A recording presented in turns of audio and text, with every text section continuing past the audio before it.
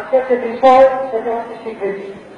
আর এই স্বীকৃতির সূচনা 1996 সালে আমাদের সম্মানিত মহাসচিব আব্দুল জব্বার জাহানাবাদী নামক বারাকাতুল্লাহ মাথায় এসেছিল এবং তিনি তখনকার সময়ে রেফাতের সভাপতি আল্লামা মাহমুদ রহমতুল্লাহ আলাইহির সাথে আলোচনা করেছিলেন। আর এই আলোচনার সুবাদে শেখুল হাদিস রহমতুল্লাহ আলাইহির বরাবরে লিখিত চিঠি দিয়েছিলেন। তখন থেকে এই স্বীকৃতি আন্দোলন শুরু হয়েছিল। আর সেই সময়টি অত্যন্ত কঠিন ছিল। সেখানে স্বীকৃতির পক্ষে কথা বলার মতো একজন লোক খুঁজে পাওয়া মুশকিল ছিল।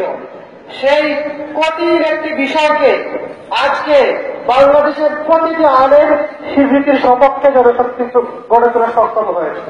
এটা আমাদের আকাবির এবং আশপাশের অনেক সংগ্রাম রয়েছে, অনেক ত্যাগ এবং কুরবান রয়েছে। অনেকেই আজ দুনিয়া থেকে চলে গিয়েছেন। আজকে যে বিষয়টি আমাদের মনে রাখতে হবে, আজকের এই সময়ে আমরা দেখেছি ব্রিটিশ ব্যারিয়ারা মুসলমানদেরকে ডিভাইড এন্ড রুল করে করে আমাদের মধ্যে দ্বন্দ্ব সৃষ্টি করে করে মুসলিম দেশগুলিকে দ্বিখণ্ডিত করেছে। আজকে সেই সাম্রাজ্যবাদী শক্তিগুলি আজকে শেখুল আরব ওয়াল আজম হুসাইন আহমদ মাদানী রহমতুল্লাহ আলাইহির উত্তরসূরিদের মধ্যে, দেওবন্দিরা উত্তরসূরিদের মধ্যে আজকে বিভেদ সৃষ্টির চক্রান্ত শুরু হয়েছে। সম্মানিত ভাইরা, যে বিষয়টি বলতে চাই, আমরা দেখেছি যে বিভাগ এবং বিভাগের বিপরীতে যে 4টি বোর্ড রয়েছে সেখানে আজকে সংঘাত সৃষ্টির পরিকল্পনা শুরু হয়েছে। আমি ব্যক্তিগতভাবে যদি জানি যে 4 বোর্ডের যারা দায়িত্বশীল রয়েছেন তারা অনেকেই বিভাগে ছিলেন, বিভাগের দায়িত্বে ছিলেন।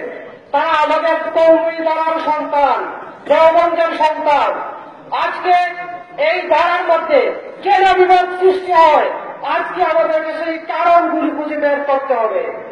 আজকের তরুণ প্রজন্মের যে দাবি স্বীকৃতির কথা, এই কওমি সনদের স্বীকৃতি, এটি কারো কোনো করুণার বিষয় নয়। কওমি সনদের স্বীকৃতি কারো দয়ার কোনো বিষয় নয়। এটি এদেশের লক্ষ লক্ষ ছাত্র জনতার অধিকার। আজকে বাংলাদেশের তরুণ সমাজের পক্ষ থেকে যে কোনটি বলতে চাই, এই লাল সবুজের পতাকা আমাদের পরিচয়। বাংলাদেশের 56,000 বর্গ মাইলের প্রতিটি মাটিতে আমাদের অধিকার রয়েছে। এই মাটিতে কওমি মাদ্রাসা থেকে শৃঙ্খল করে দিবেন, পড়াশোনার শিকল করে দিবেন।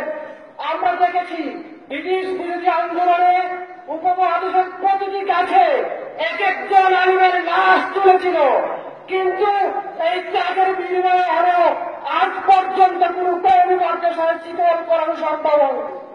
এজন্য আজকে যারা ভয় পাচ্ছে, আমি কোন ভয়ের কারণ দেখিনি। বাংলাদেশের জমিনে শাইখুল হাদিসের উত্তরসূরিরা বেঁচে থাকতে, মুফতি আমিনুল উত্তরসূরিরা বেঁচে থাকতে, পাহাড়পুরে আহমদুল্লাহ আলাইহির উত্তরসূরিরা বেঁচে থাকতে কোন অবস্থাতেই আমাদের স্বাধীনতা বিনষ্ট করে কোন ধরনের স্বীকৃতি আমরা গ্রহণ করব না।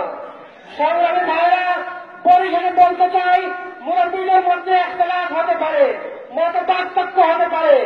আজকে আমরা যারা তরুণ প্রজন্ম ভার্চুয়াল জগতে, ফেসবুক জগতে জোর তুলি, তাদেরকে বলতে চাই, মনে রাখবেন, মুরব্বীদের একতলাফের সুযোগে আপনার মিডিয়ার লাইভ কমেন্ট বাড়ানোর সুযোগ নিয়ে পরস্পরকে অশ্লীল গালিগালাজে লিপ্ত করছেন।